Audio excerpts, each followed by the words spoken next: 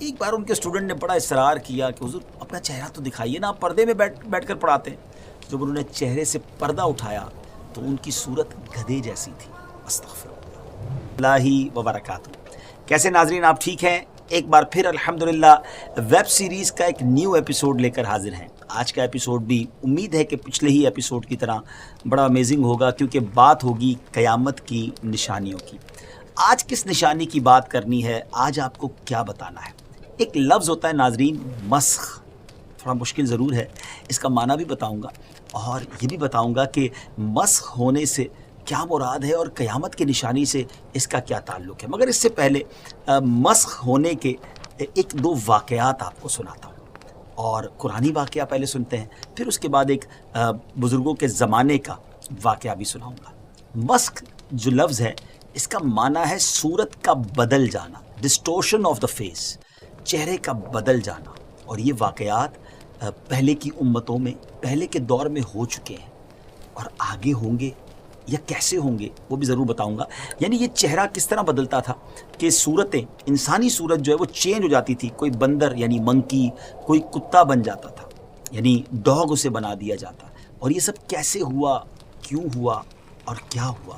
قرآنی واقعہ سنتے ہیں، آئیے۔ اللہ تبارک و تعالیٰ نے قرآن مجید فرقان حمید میں اس واقعے کو بیان فرمایا، اور یہ واقعہ کچھ یوں ہے کہ حضرت سیدنا داؤد علیہ نبینا علیہ الصلوۃ والسلام کی قوم کے 70,000 لوگ، 70,000 افراد عقبہ کے پاس سمندر کے کنارے ایلا نامی گاؤں میں رہتے تھے۔ ایک ویلیج تھا، اس کا نام ایلا تھا۔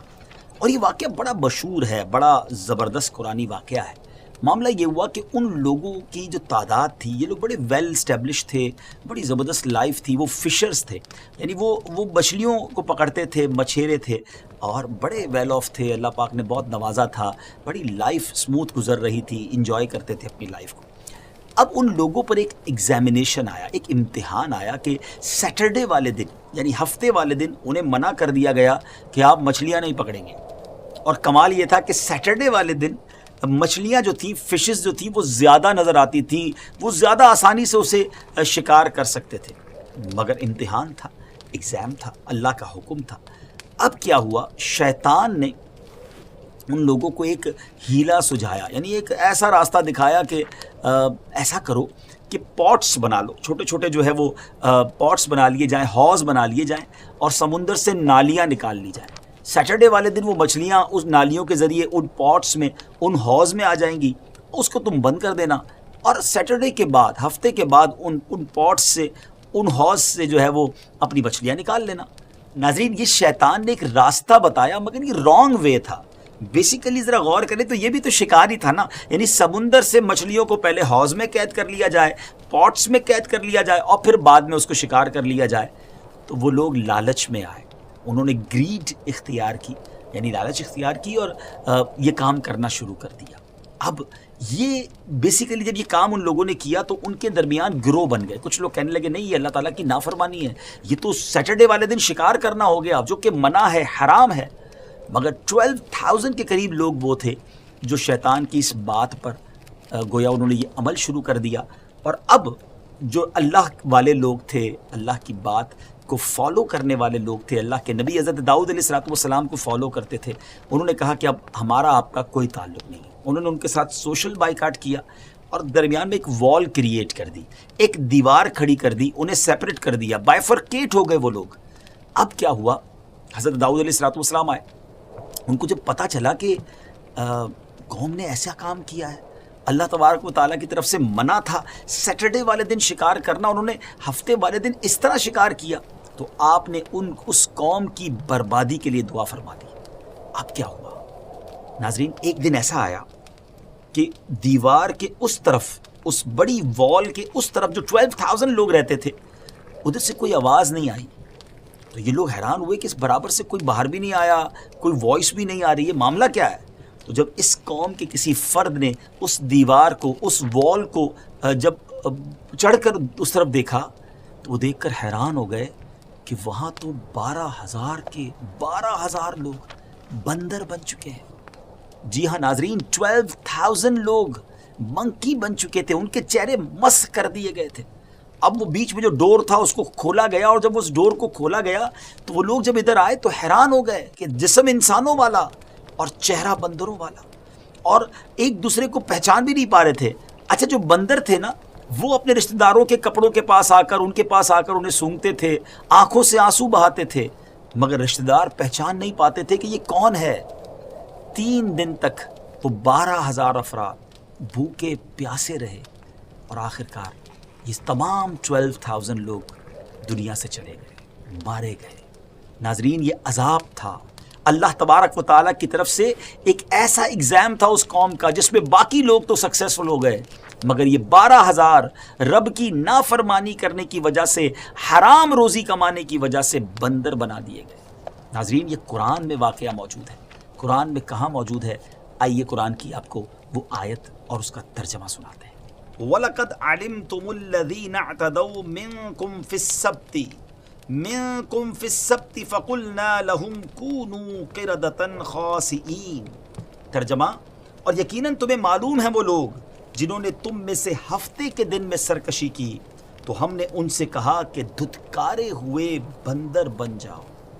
حکم الہی ہوا، یہ ان پر عذاب نازل ہوا، اور 12,000 لوگوں کے چہرے مسخ کر دیے گئے، بدل دیے گئے۔ کہ پچھلی قوموں میں عذاب ہوا۔ ناظرین ایک اور واقعہ، اور وہ بھی دل ہلا دینے والا واقعہ ہے۔ ایک بزرگ فرماتے ہیں کہ ہم لوگ 3 آدمی ایک ساتھ یمن جا رہے تھے، اور ہمارا ایک ساتھی حضرت ابوبکر صدیق رضی اللہ تعالیٰ عنہ، حضرت عمر رضی اللہ تعالیٰ عنہ کی شان میں بد زبانی کر رہا تھا، نازیبہ باتیں کر رہا تھا۔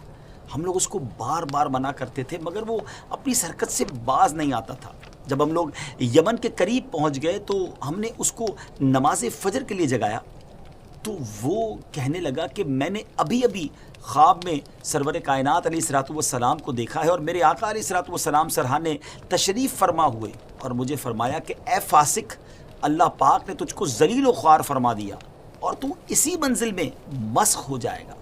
اس کے بعد فوراً ہی اس کے دونوں پاؤں بندروں جیسے ہو گئے، اور تھوڑی دیر میں اس کی صورت بھی بالکل بندر جیسی ہو گئی۔